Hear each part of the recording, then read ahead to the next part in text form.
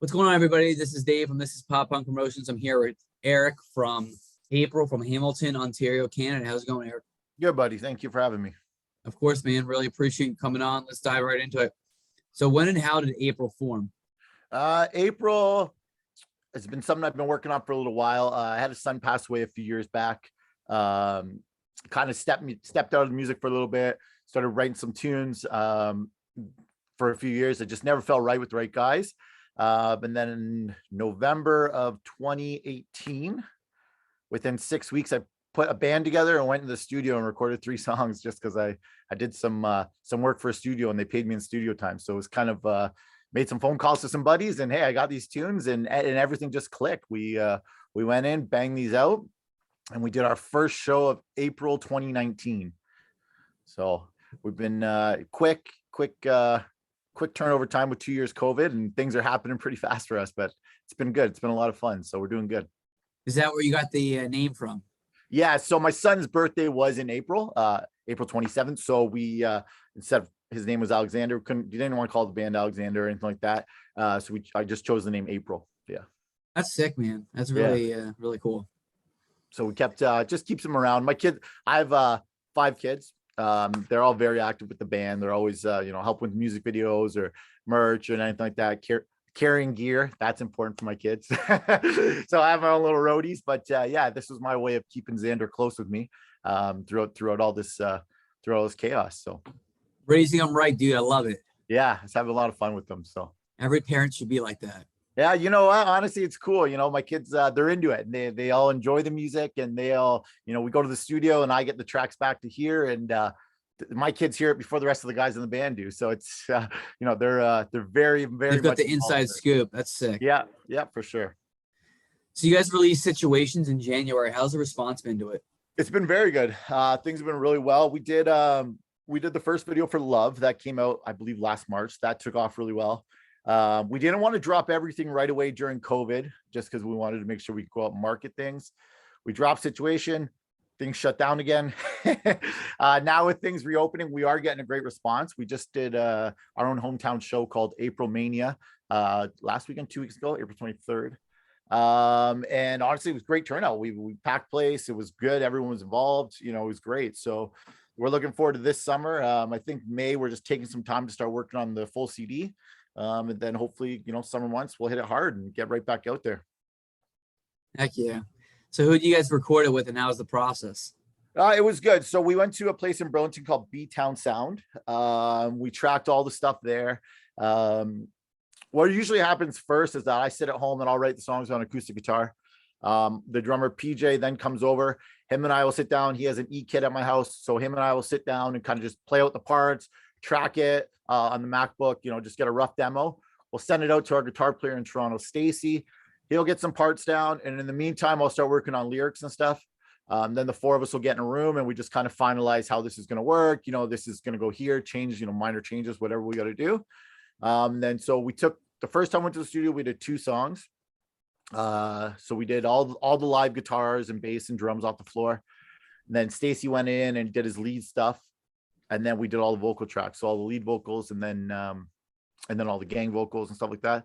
It's a long couple days for sure. But we find that with being able to sit down in the basement and pre-record stuff at home, it makes the world of a difference instead of just rehearsing together, 4 guys in a room staring at each other. What's your part? It becomes a headache when you're trying to teach different. So, it's chaos. And a lot of people that when we're recording at home, it's easier as we have time to sit down and go, I don't like this. Oh, I don't like this. And it saves us a lot of time and energy. So definitely helps. That's really cool. So you're from Hamilton, Ontario, Canada. How's the music scene there? Do you have a favorite local band, a favorite venue? Yep. So here in Hamilton, we have great. There's a few great venues out here for sure. For us, our home base is the Corktown. It's been here forever, longest pub, crazy Irish party. St. Paddy's Day down here is wild. That's our home. The owner, Jimmy, super great guy. He's been kind to us since day one. We've used the venue. That's like our home base. The food's phenomenal, which always helps.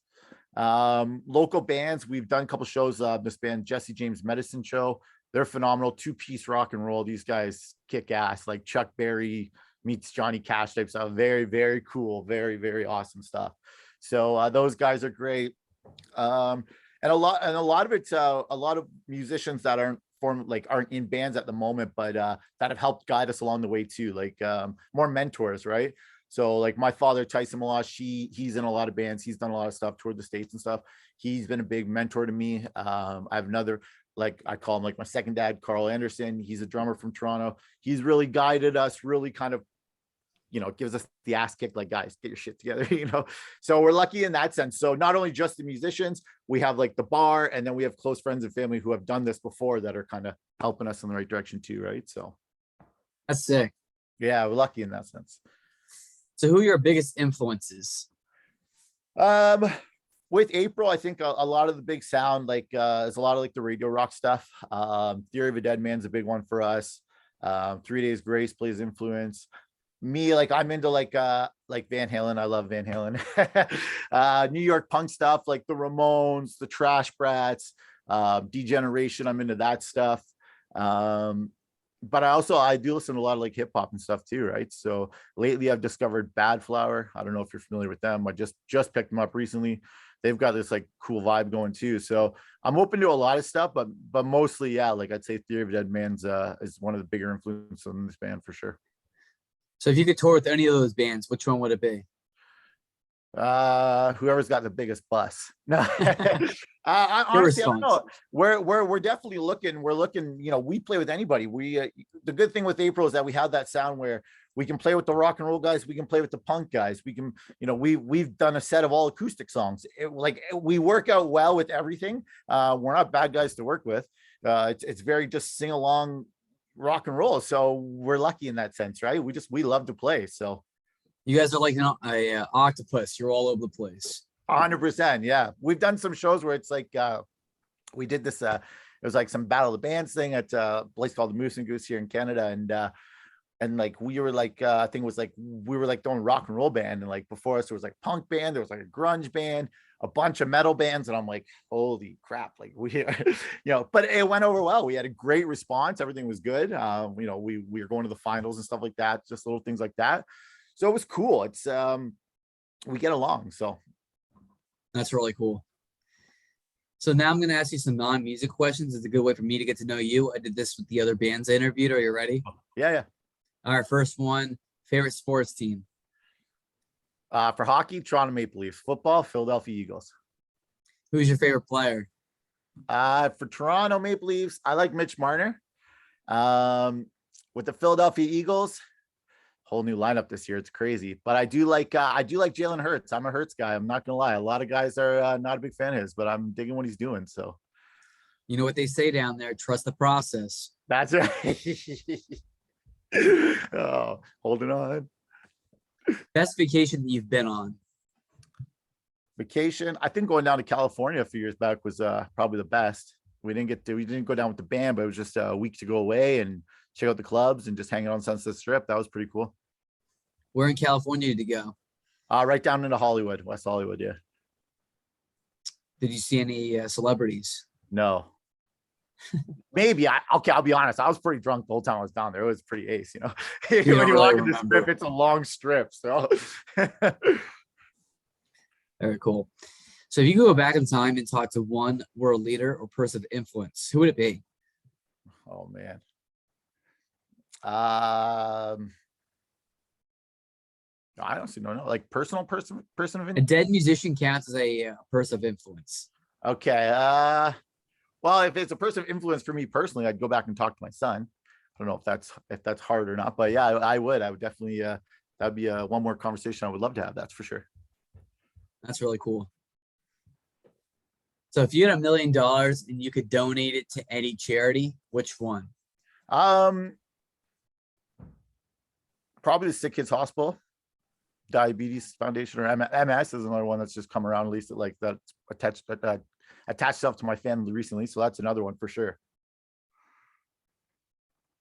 So if you were stranded on a desert island, what 3 items would you want to have with you? Ooh, that's a good one. Wow. That's a barbecue, a sleeping bag. Oh, I don't know.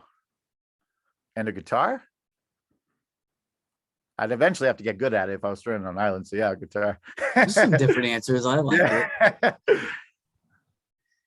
So if you could be fluent in another language instantly, what language? Polish. My wife's Polish, so that would help out a lot. She was born and raised there. Yeah, she was born there. Yeah, she moved here. Yeah. Oh, that's awesome. Where in Poland? Ooh, you're getting me on the spot here. I don't know. I'm sorry. I'm I not was sure. curious. Yeah, no, I'm not sure. Yeah, honestly, but yeah, her mom speaks mostly Polish, so she's actually staying with us right now. So that would have been, if I could just pick up one language, that would be the one to be perfect. Well, that's sick, man. Just go on Duolingo and take some lessons. I've been using the translator trying to pronounce things, different pronouncing, right? It's weird. It's hard. Sometimes it's hard. That's yeah. what I've been doing. Yeah, eh? Cool. What language are you working on? Right now I'm in the process of learning Swedish, Cool. just because my great grandparents were born and raised in Sweden, and then they migrated to Chicago, and they had my grandmother there, and she was born and raised in a Swedish neighborhood in Chicago. So I have a lot of Swedish blood in me. They were born and raised in Gothenburg. Okay, cool. Very good music scene out that way too. That'd be Yes, very helpful, Sweden has a very underrated alternative music scene. Very, very good. for sure. All right, man. Last question. What are some places in Hamilton that visitors should check out? For sure, the Corktown pub.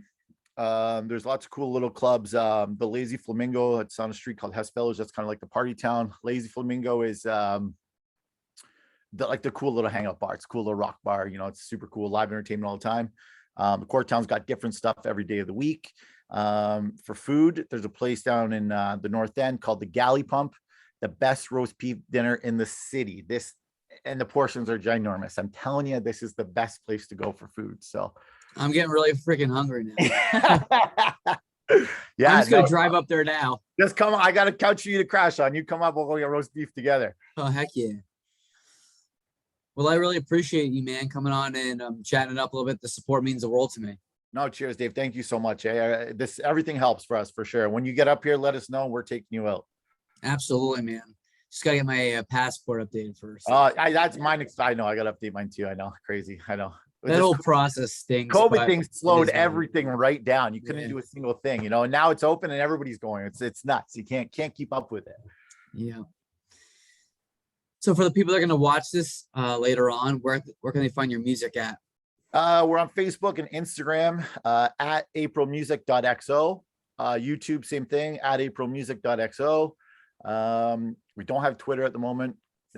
We tried that and I just kept tweeting Paul Stanley, so I'm trying to get away from Paul Stanley at the moment before the lawyers come. But yeah, no, yeah. So just find us on social media. We're around. Facebook, you can email me there. I run most of the page, so you can contact me either way. Yeah. Very cool. Well, I hope you have a great night, man, and You too, guy. we'll chat soon. Thank you. Cheers. Of course, yeah. Go Leafs, go.